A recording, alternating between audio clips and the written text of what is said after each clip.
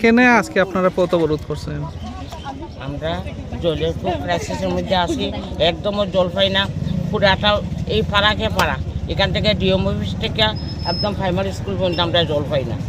কতদিন ধরে এরকম পাইতেছেন? বছর থেকে, প্রতি বছরই আমরা এমন কই, অনুরোধ করি আমরা জল দেওয়ার লাগে, কিন্তু আমরা কোনো ফলপ্রাপ্ত নাই। এখানে স্থানীয় বা যে ডিএম আছেন বা স্থানীয় প্রধান আছেন আপনারা জানাইছিলেন? হ্যাঁ, প্রধান সবকে জানাইছি।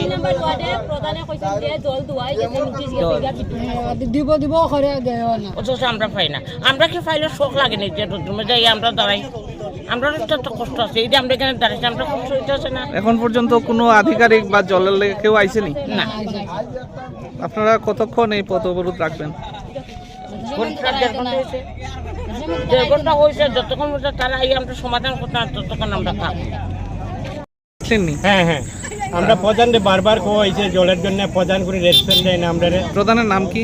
নেপাল দাস, মানে কাউলিগুড়া কত 3 নম্বর ওয়ার্ড। 3 নম্বর ওয়ার্ড। হ্যাঁ, এরপরে ডিএম স্যারের কাছে আমরা লিখিতভাবে দিছি, ব্লকে গিয়ে আমরা লিখিতভাবে দিছি। আমরা এখন অবধি কোনো রেস্টুরেন্ট পাই নাই। আমরা ফুলাফান না জল না খাইয়া মরতেছে। কানের জল নাই, খাওয়ার জল নাই, কিছু নাই। আমি আজ দীর্ঘদিন ধরে কদিন ধরে বাজার থেকে জল কিনে না খাইতেছি। তারা কোনো রেস্টুরেন্ট দেয় না, কইলে ওরা তারা উড়াই দিয়ে আসি দিয়ে ওই প্রধানবাবু।